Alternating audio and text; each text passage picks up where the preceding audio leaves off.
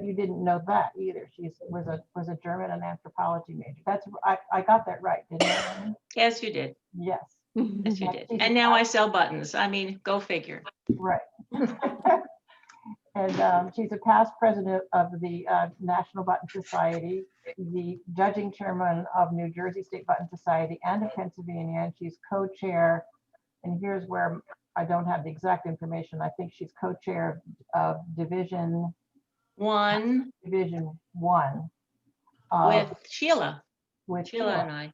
Okay, for judging competitions, and we're all eager to hear her part 3 of Pearl and Shell. And everybody, we will now mute, and I suggest you go on speaker view. Did you have any other rules you wanted to say, Sarah? No, I think that's good. I'm going to mute everyone except Annie. If you're not muted, that will allow us so that we can get a good recording. And then you have to enable me to share the screen. Okay, I will do that.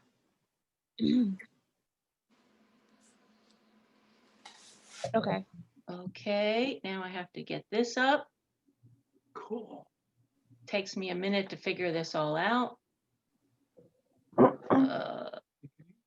No, wait a minute. Slideshow from the beginning. And Sarah, do I need to go on speaker view or something to have all these people down the side of my screen? Are they showing up on the recording or? It doesn't matter what you do, whatever is best for you. Oh, okay. I'll just leave it like this then. I want to welcome all of you to part 3 of our study of the shell classification.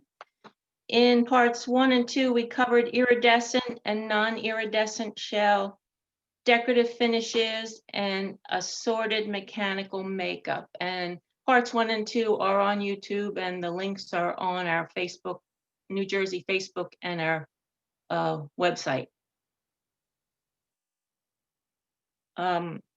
And now we're going to begin with shell mounted in metal. Here are 3 shell buttons mounted in metal. A variety of metals is something to look for if you're competing in this class. We have brass, steel, and pewter, but there are others, some of which you will see later in the program. There's silver, aluminum, copper, and there may be even more.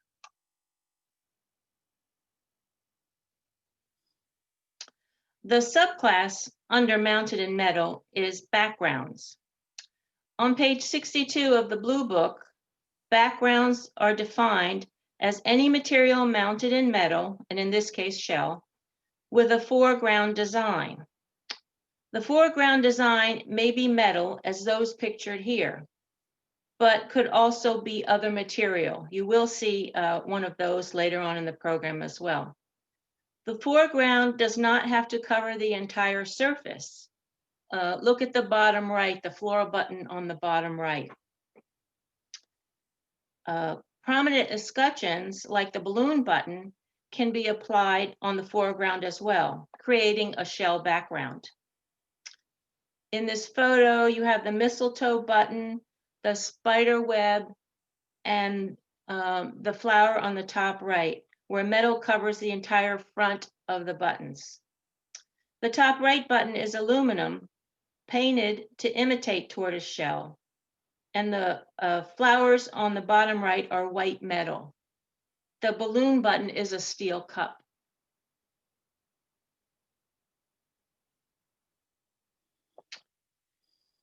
Here are 3 unusual backgrounds. The insect on the left is aluminum. Aluminum buttons are rare in Division 1, as it was a very expensive metal in its early production. The button on the right is interesting because it's an entire shell that is covered with a foreground design. The back of the button is a solid metal base, and this one has a contour shape. It's probably almost an inch high. Now, the yummy button in the center has so much going for it. Note how the shell background imitates clouds. In the foreground, you have yellow and white metal, and it even has green enamel as an other material embellishment. It's a real beauty.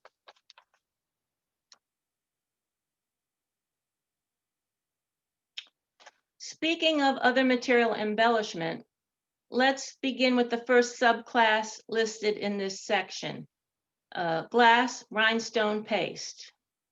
This class includes glass and black glass as seen in the first two buttons, as well as rhinestone paste as shown in the clover and the 18th century button bottom right, courtesy of Barbara Fox. Thank you for sending me a picture of your button, Barbara. Note the punctuation of this class, glass, comma, rhinestone / paste. The comma between the two means they are treated separately in competition, and you could get 2 points for this class. For instance, if I were doing a tray of these for competition, I could use the horseshoe and the 18th century button. The horseshoe would give me 1 point for glass OME, and the 18th century would give me a point for pastes. Now the slash between rhinestone paste means that they're treated the same when it comes to points in competition. When studying the Blue Book, take note of the comma versus the slash. You will find them in other classes throughout this classification. Here's an example of an 18th century button that has both glass and paste as OME, therefore worth 2 points in this particular class. The paste border surrounds the central glass design of Hercules. This button also happens to be a frame, the mechanical makeup section we covered in part 2 of our shell study. Remember, a frame is a central design mounted into a shell base, and it has to be made of a material other than shell.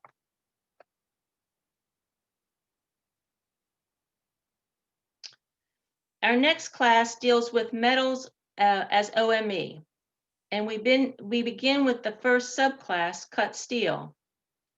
It's easy to put together a tray of small shell with cut steel OME as pictured here. It's affordable, and it does make for a very pretty grouping.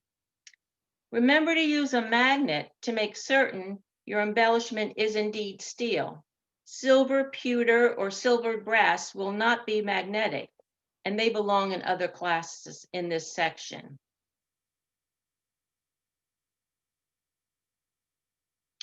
Here are a few more examples. I included the pearl with the wheat sheaf so that you realize that cut steels don't have to be round like they're shown here on this button. And the Blue Book specifically spells out that cut steel borders are acceptable in this class as well. The central button with the cut steels is also an overlay. The top carved design is pinned to the base. And set in metal, these two, you have a non-iridescent and an iridescent shell.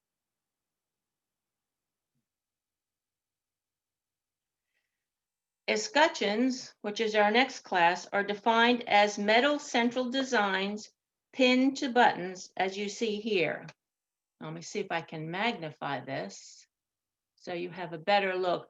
You can see that the pewter stag, you can see the pins go right through the pearl. And that's one of the things, one of the defining things of an escutcheon. And here on the balloon, the pin goes all the way through the steel cup to the back. And the turtle here is pinned in 4 places to the button. This particular turtle button, I found 2 of these, and both had repaired shanks. Somebody must have cut the shanks off at one time and perhaps made them into jewelry, and then somebody found and restored them. And I was happy to see that.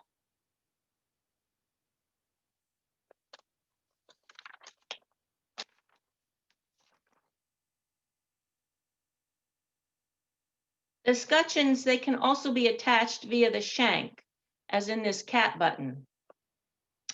Think of it as a very fancy pin shank. Sometimes there's a bit of movement on this type of an escutcheon.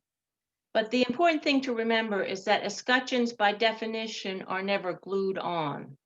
They have to be attached, either with a shank or with pins.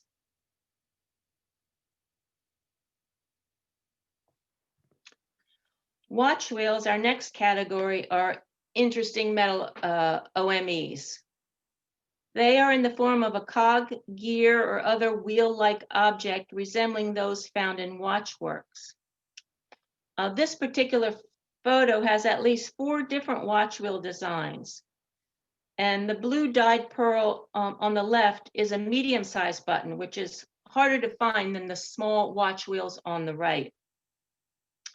The center button is remarkable in that it has 8 watch wheels on it.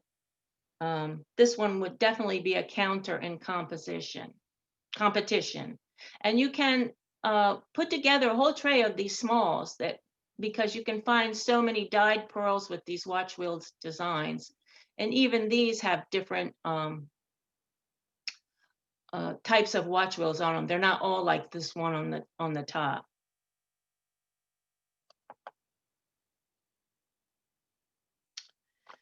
Yellow metal has its own class in metal OMEs, and here are 4 examples. The heron on the top right is also a pierced button. And the bottom one is a sew-through with a rimmed fancy metal border. You might wonder why the first 2 buttons shown are not backgrounds. I mean, when I first saw them, I thought they were, but they're not set in metal. The brass design is only on the top of the button. They're not escutcheons because they're not pinned through the shell or attached via a shank. So they're yellow metal OME. The shanks shown do not hold the front of the button to the back. They are held by their rims.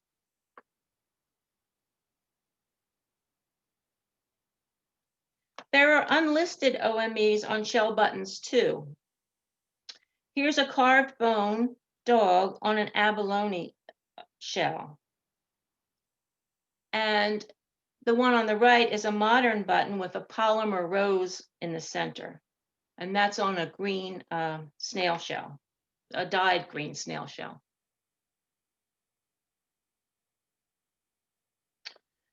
There's an ivorine OME shell, on shell set in a steel cup. And this button also happens to be background, as we talked about before, because the foreground is pinned onto the pearl.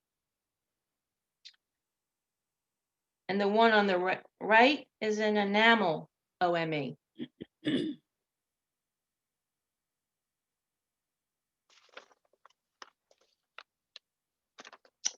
Some 18th century examples have multiple OMEs on one button. The Cupid has jasperware, ceramic, yellow metal, and cut steel OMEs.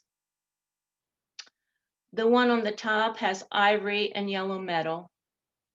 And the one on the bottom right has gemstone, which is probably a type of agate, and cut steel as OME.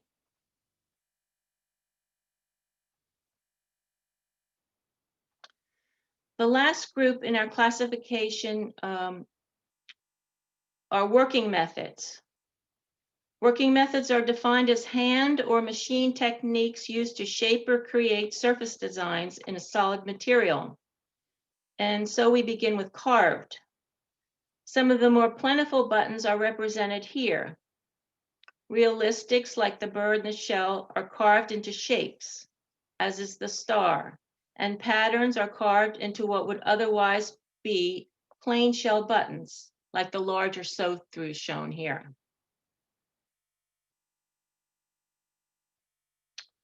The beauty of carved and cameo carved shell buttons are on display here in all their glory, in both iridescent and non-iridescent shell. Look at all the detail the artist put into the woman's dress or the fisherwoman's surroundings. And the cameo carving of the non-iridescent shells derive its beauty by highlighting the different layers of color that are naturally found in this shell. The one on the bottom right is a united pearl with beautiful carved white oyster pearl on top.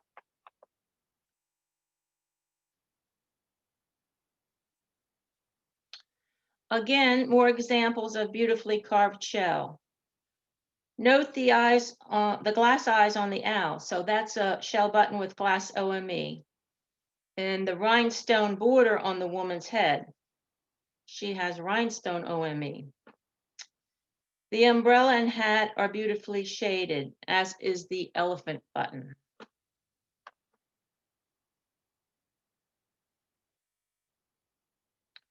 Our next class is engraved, which includes scrimshaw and laser engraved. These are all laser engraved. Oh, well, let me give you the definition of engraved first. They're defined as shallow lines. They're made with a graver, a sharp tool, or a laser. This group of modern buttons are all laser engraved. These were made in Italy or France, but China also manufactures laser engraved shell as well. What's interesting about all of these modern buttons is they're almost paper thin. They're very, very thin buttons.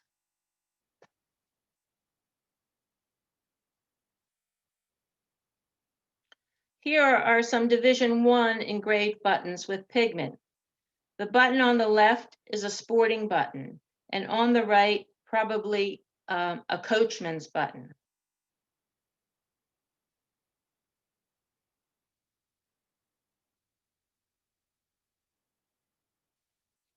The button on the left is a late 18th, early 19th century engraved initial button without any pigment. I believe the initials are FS, but I'm not certain. I have a hard time trying to determine exactly what some of these old script initials are. And the one on the right is a whimsical hand-engraved pen shell button by Nancy Du Bois.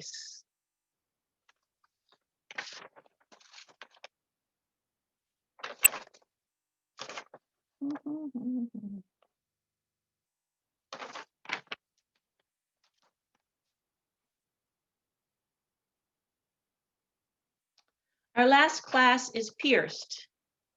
Pierced buttons are openings that go all the way through the body of the button, and they form part of or all of the face design. They cannot be considered pierced if they have metal backs. Many Bethlehem pearls, like this Dove of Peace, are pierced, especially some of the earlier designs. And also shown are some more common designs that fit into this class. And these smaller buttons on the right make a beautiful tray as well.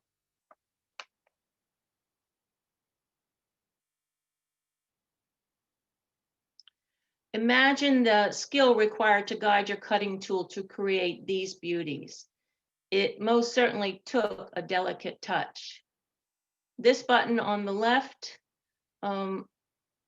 is painted with gold and silver paint, gilded, which is one of our decorative finishes classes, as is the one on the right.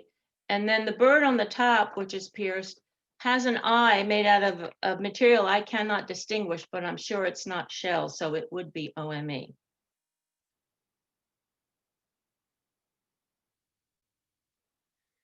And here are two more. You have the iris on the left.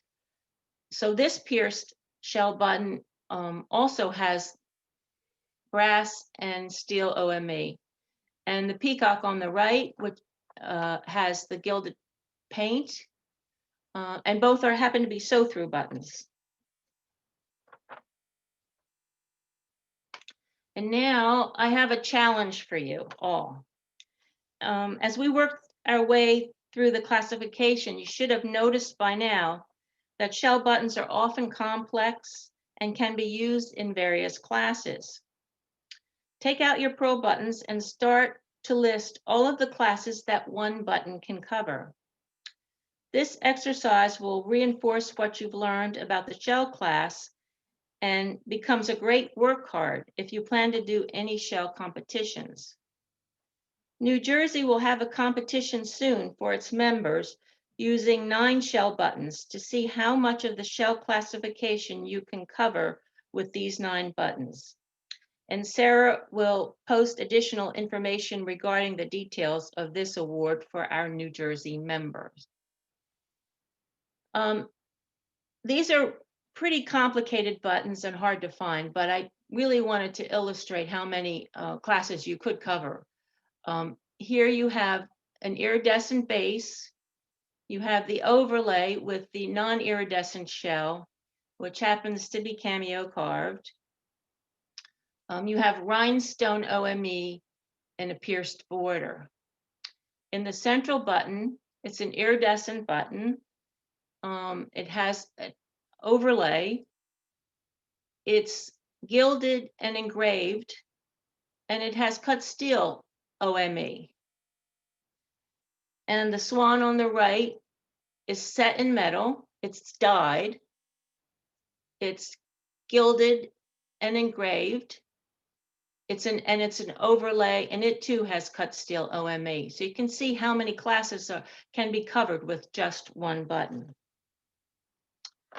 I want to thank you for allowing me to present this program to you all. It has kept me busy during sheltering in place, but now I have to go back to my regular routine. I wake up every morning hoping I do not have to see the plague doctor. By the way, if you want to know why the plague doctor looks like a crow, during the Black Plague, plague doctors, most of them were charlatans, they weren't even doctors, wore this mask, and in the beak, it was filled with aromatics, herbs, vinegar, anything they could put in there to get rid of the bad smell, because they thought that's where the plague came from. I don't think they worked too well. Fortunately, I haven't had to see the doctor yet. I don't get dressed up. There's no need for me to do that because there's no place to go. I would look kind of silly dressed like that going to the supermarket. Our cruising plans have been thwarted. No cruise ships are sailing. And I can't get to Paris to visit my friend Nancy Fink. I'm very sad about that. It's too cold to go swimming, even here in Florida. And the garden has been all cleaned up, no flowers blooming right now. So I stay at home in the house, but sometimes I do go out to walk the dog. Despite everything that has happened lately, at night before I go to sleep, I count my blessings, still grateful to be in America. And that's the way I could show off some more of my buttons. And that's the end of my program. So if you have any questions, I'd be happy to answer them. And Annie, that's wonderful.